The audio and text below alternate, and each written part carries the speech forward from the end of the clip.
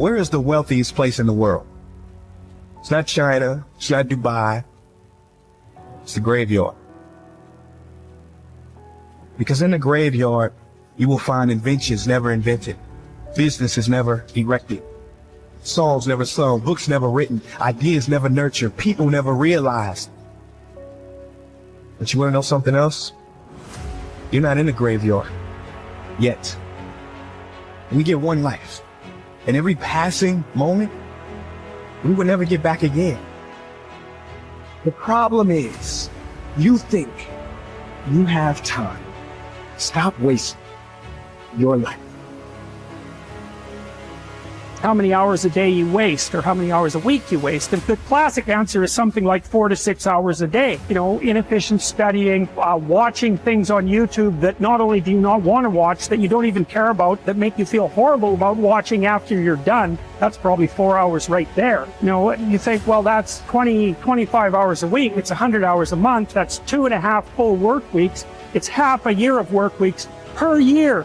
And if your time is worth $20 an hour, which is a radical underestimate, it's probably more like 50 if you think about it in terms of deferred wages.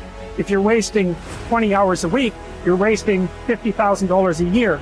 And you are doing that right now. And it's because you're young, wasting $50,000 a year is a way bigger catastrophe than it would be for me to waste it, because I'm not going to last nearly as long. And so if your life isn't everything it could be, you could ask yourself, well, what would happen if you just stopped wasting the opportunities that are in front of you? You got to be very intentional and deliberate. The stuff that you're dreaming about, the stuff that you want to happen, it's not going to happen by osmosis. Like, you got to get up and you got to go after it. And what the devil wants you to do, what the enemy wants you to do, is get distracted and focus on stuff you shouldn't be focusing on. He wants you to stay in bed. What he would love to do is for you to waste these next 2 or 3 weeks. People spend time waiting for when the time is going to be right. They're waiting for the pieces to fall into place. They're waiting for the planets to align. They're waiting for everything to be all set. It's not going to happen. You want to know when the time is right? The time is right now. All you have to do to kill procrastination is just start. More active and commendable still is the person who is waiting for the daylight and intercepts the first rays of the sun. Shame on him who lies in bed dozing when the sun is high in the sky, whose waking hours commence in the middle of the day. You have to dedicate every breath, every ounce of energy, and every thought and effort that you possibly have in your heart to becoming what it is you want to be. Because nothing great comes from a position of comfort. Everything worthwhile, everything that is great comes from being in a position of uncomfortable. Nothing worthwhile is easy to get. Everything is going to make you uncomfortable. Getting used to it. And if you can get used to being uncomfortable, your limits are non-existent. Everything strives to become all it can possibly be. And that striving to become is what discipline is all about.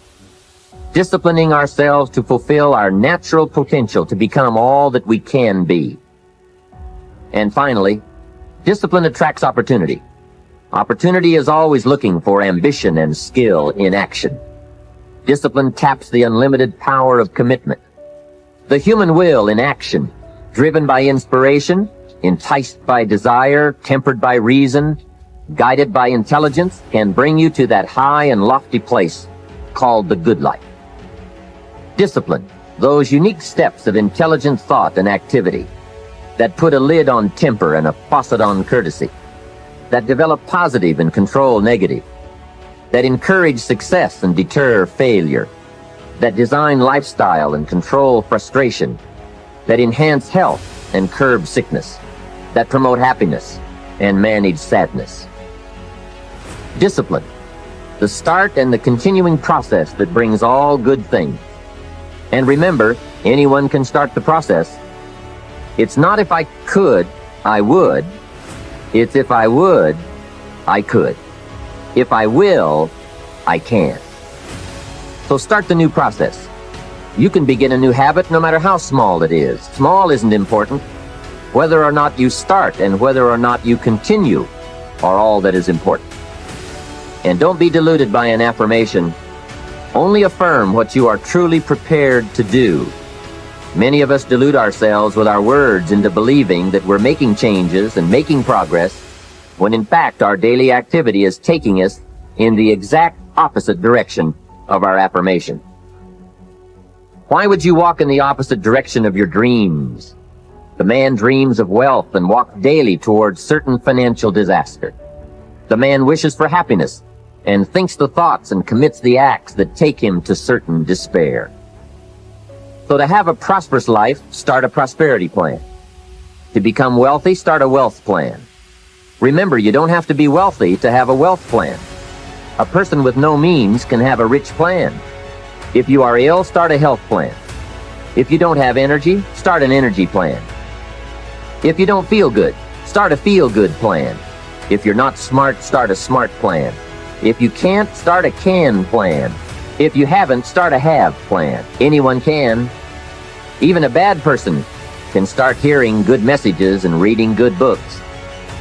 Recognize that the start of the better life, the happy life, the wealthy life, is today. This is exciting. Both the process and the result can begin today. Start the new journey today. If you think of a new idea, today is the day to begin the discipline of putting that idea into action. Set this day up as a long, busy, exciting start for your new life. Get your first book for your new library today. Begin your new practice of setting goals today. Start clearing out a drawer of your new orderly desk today. Start eating an apple a day on your new health plan today. Put some money in your new investment for fortune account today. Start reading with intensity for your new wealth of mind plan today. Write a postponed letter today. Make a delayed telephone call today. Pick up your camera and take a picture of something to start your new treasury of photographs today. Get some momentum going on your new commitment to the better life. See how many activities you can pile on in this first day. Go all out. Break away from the negative downward pull of gravity. Start the thrusters going.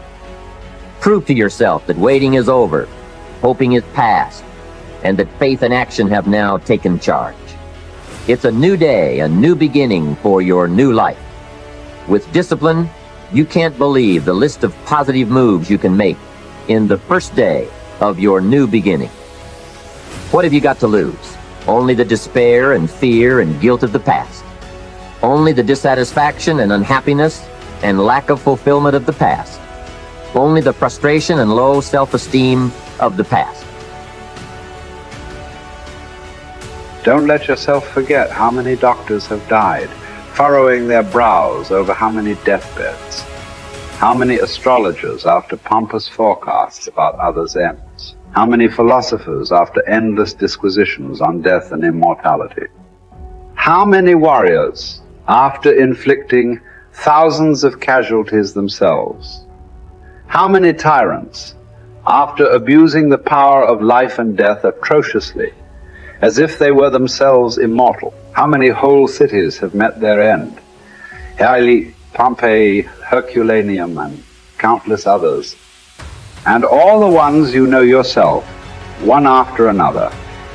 One who laid out another for burial and was buried himself, and then the man who buried him, all in the same short space of time. In short, know this: human lives are brief and trivial. Yesterday, a blob of semen. Tomorrow, embalming fluid, ash. To pass through this brief life as nature demands. To give it up without complaint. Like an olive that ripens and falls. Praising its mother, thanking the tree it grew on. If you do the task before you, always adhering to strict reason with zeal and energy, and yet with humanity, disregarding all lesser ends and keeping the divinity within you pure and upright, as though you were even now faced with its recall. If you hold steadily to this, staying for nothing and shrinking from nothing, only seeking in each passing action a conformity with nature, and in each word and utterance a fearless truthfulness, then the good life shall be yours. And from this course no man has the power to hold you back. Soon you'll be ashes or bones, a mere name at most. And even that is just a sound, an echo. The things we want in life are empty, stale and trivial. Dogs snarling at each other, quarreling children, laughing and then bursting into tears a moment later. Trust, shame, justice, truth, gone from the earth and only found in heaven. Why are you still here? Sensory objects are shifting and unstable. Our senses dim and easily deceived. The soul itself, a decoction of the blood, fame in a world like this is worthless. And so, wait for it patiently, annihilation or metamorphosis. And until that time comes, what? Honor and revere the gods. Treat human beings as they deserve. Be tolerant with others and strict with yourself. Remember, nothing belongs to you but your flesh and blood, and nothing else is under your control.